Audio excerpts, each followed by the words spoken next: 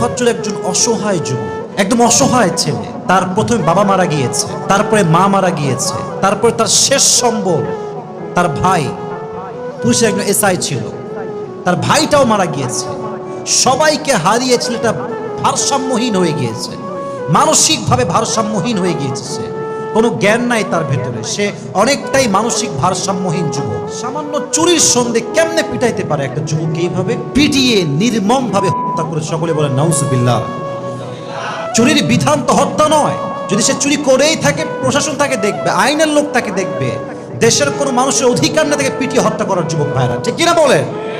এই যুবককে যারা পিটিয়ে হত্যা করেছে এরা ব্রিলিয়ান্ট শিক্ষার্থী হতে পারে, এরা ভালো ছাত্র হতে পারে, বাট এরা ভালো মানুষ হতে পারে না। যুবক ভাইরা ঠিক কিনা বলেন? আমার কথা একটা, এই দেশে কোনো বিচার বহির্ভূত হত্যা আমরা মানতে পারবো না। আমাদের কথা হচ্ছে, যদি এটার সঠিক বিচার না হয়, সঠিক তদন্ত না হয়, যারা সঠিক বিচার করতে ব্যর্থ হবে এদেরকে আমরা পদত্যাগ করতে বাধ্য হব। যুবক ভাইরা ঠিক কিনা বলে? সবাইকে সবার জায়গা থেকে প্রতিবাদী হতে হবে। প্রতিবাদ করার মাধ্যমে কি হয়, এটার প্রমাণ 5 আগস্ট আমরা পেয়েছি। অতএব আমাদের এটা ওয়াদা, আমাদের এটা প্রতিজ্ঞা যে এই দেশে নেক্সট টাইম কোনো হত্যা হবে না। যদি কোনো হত্যা কেউ কখনো করে, সঙ্গে সঙ্গে তাকে আইনের আওতায় এনে যথেষ্ট সুষ্ঠু বিচার যুবক ভাইরা করতে হবে। ঠিক কিনা বলে?